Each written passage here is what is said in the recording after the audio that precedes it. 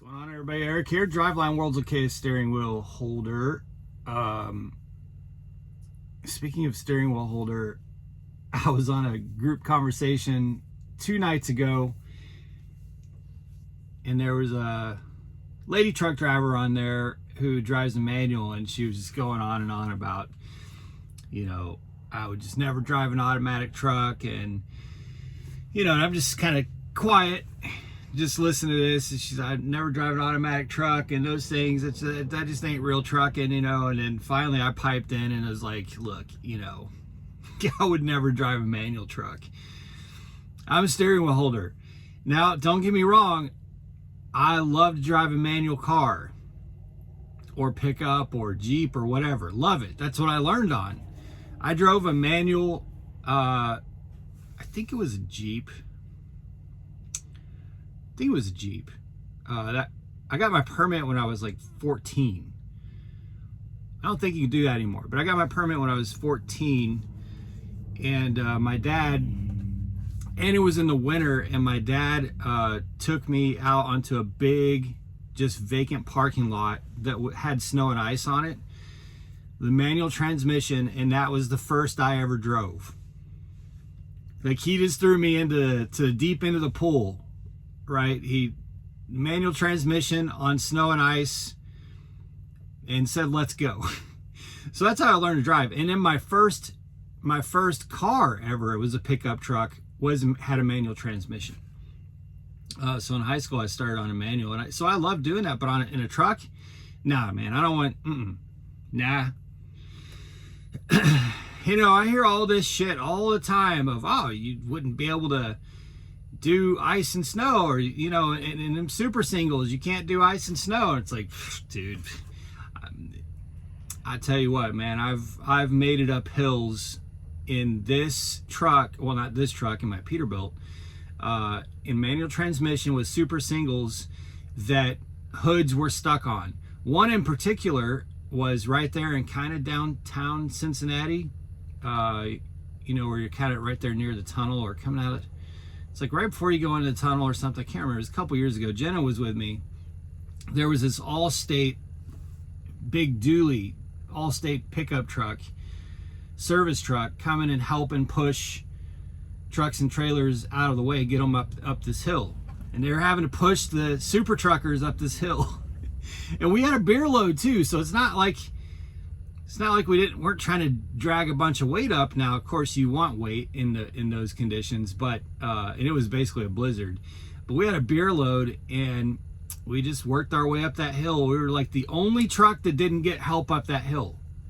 So I'm not saying it's better. I'm just saying, like, all the shit that gets talked out there, it's like I don't feel that. I don't experience that. Anyway, I had no intentions of talking about that whatsoever. I just woke up and got good sleep today, getting ready to go here shortly. It's 7:30 p.m. Probably burn another 2 hours. I don't want to get started too early. And just one thing I've noticed. Well, I've always, it's not like a new revelation, but I'm sure everyone's aware out there. First of all, can we talk about the weather? I don't know what the hell is going on this year. Now, you could say global warming, climate change, whatever you want to say. Now, I do believe that is underway. And I researched this a lot, too. I know I got into a comment war like a week or two ago with somebody about it. And this guy was like, oh, it's totally man-made. And it's like, for every piece of evidence you're going to submit to me that it's man-made, I can submit to you a very logical, compelling, scientific piece of evidence that the earth is going through cycles that the earth has always gone through. Does that mean we're not contributing? No, I'm not saying we're not contributing. I'm just saying, like, there is definitely some shit going down on the planet weather-wise that to me is very uncommon. And I lived in Chicago for 10 years. So I lived in a place that had a lot of extreme weather and brutal, vicious winters. And in the suburbs, you know, they got tornadoes and stuff. So I lived there. I lived out in Nevada. I went to high school in Nevada, so I saw the extremes of heat. And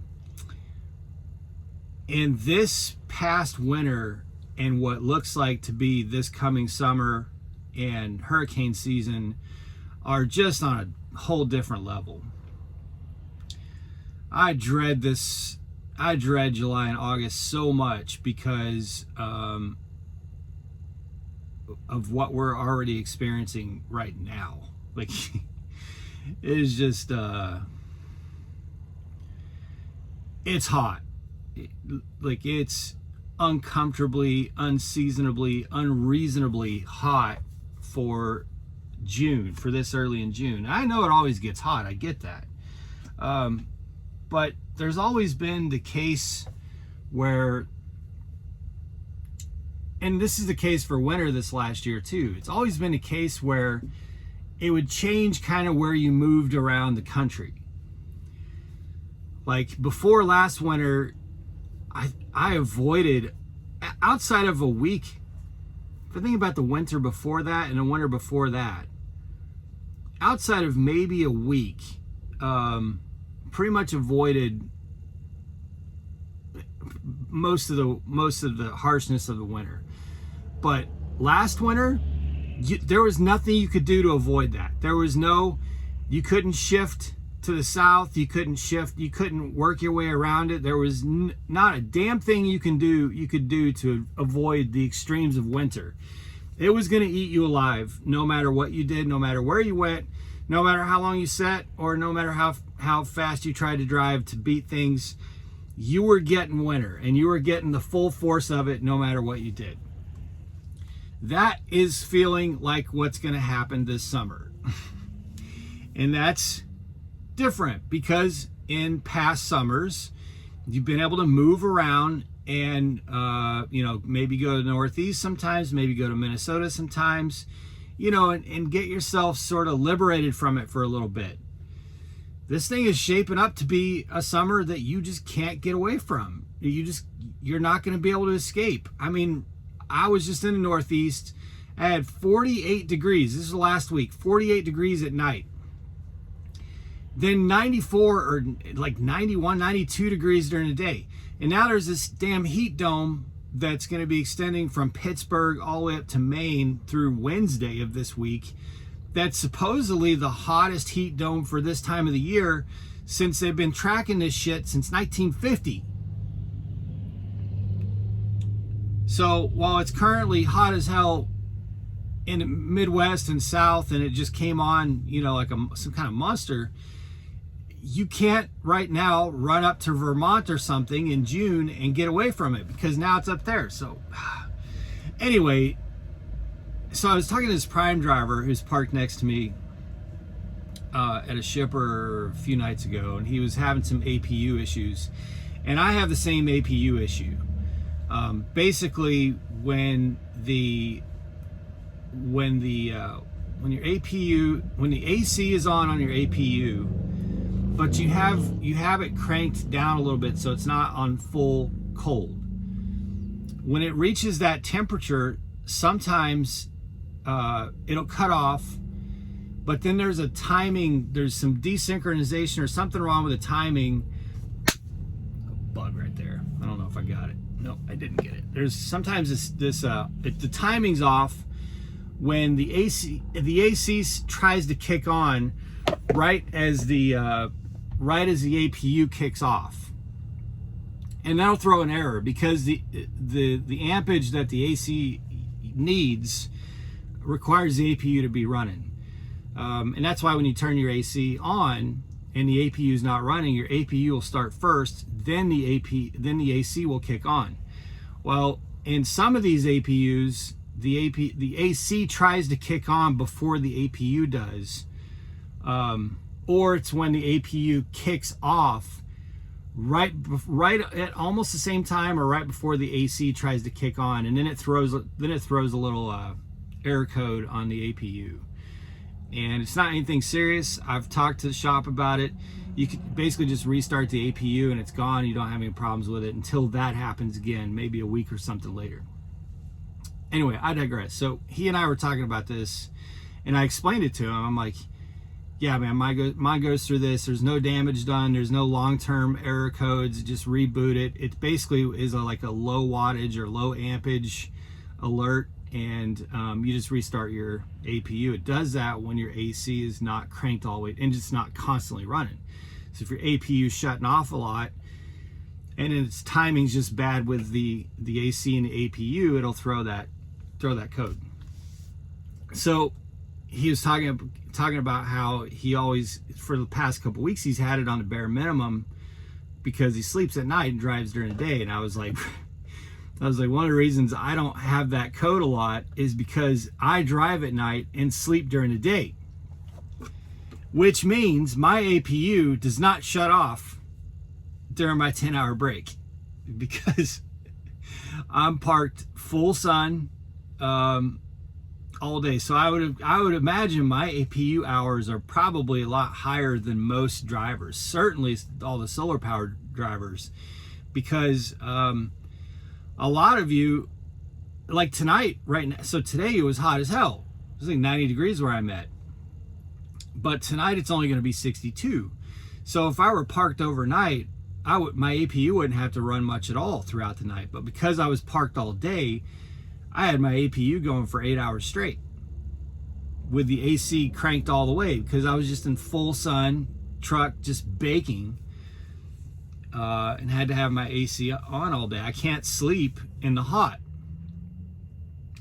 So it's just one of those things, you know, if you drive mostly days and park at night, especially throughout the summer, you probably don't think about it that way like those of us who drive at night do, is that our APUs just don't get a break during our 10-hour break.